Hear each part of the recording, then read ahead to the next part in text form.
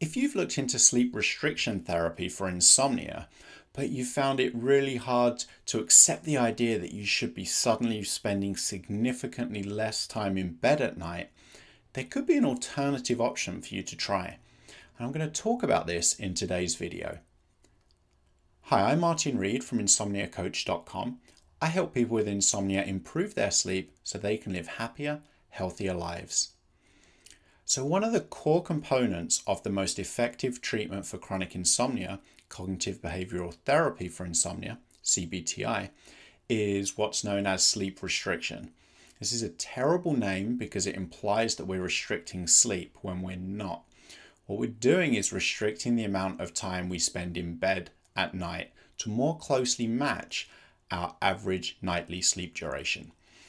This means that we'll get more consolidated sleep and we'll actually spend less time awake during the night, tossing and turning, trying to sleep. Now, when someone starts CBTI and they learn about sleep restriction, it can be a bit of a shock to the system if you're suddenly told that instead of observing a bedtime of, let's say, midnight to 8 a.m., you should be observing a bedtime of, let's say, midnight to 6 a.m. because it's a big change all of a sudden.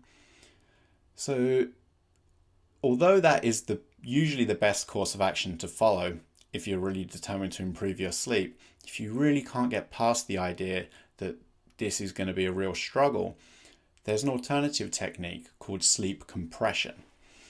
And this involves gradually reducing down your sleep window to get closer to your average nightly sleep duration. So for example, let's say you're currently spending 8 hours a night in bed, but you only typically get, say, 5 hours of sleep each night.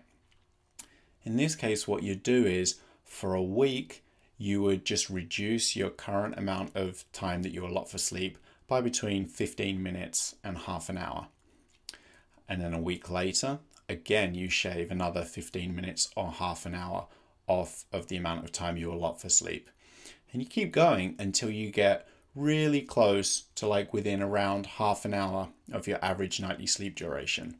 So that the amount of time you're allotting for sleep gradually over time becomes a lot closer to your actually how much sleep you're getting.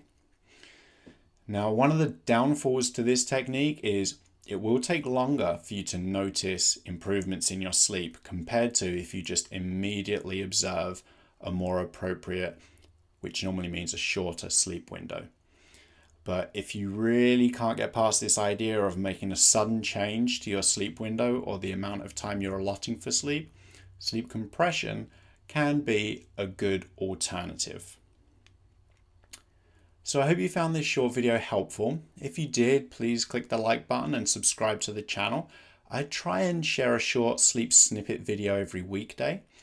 If you have any comments, questions, feedback, or suggestions for a future video, you can leave a comment or you can email me directly. My email address is hello@insomniacoach.com. And I hope to see you back here again soon.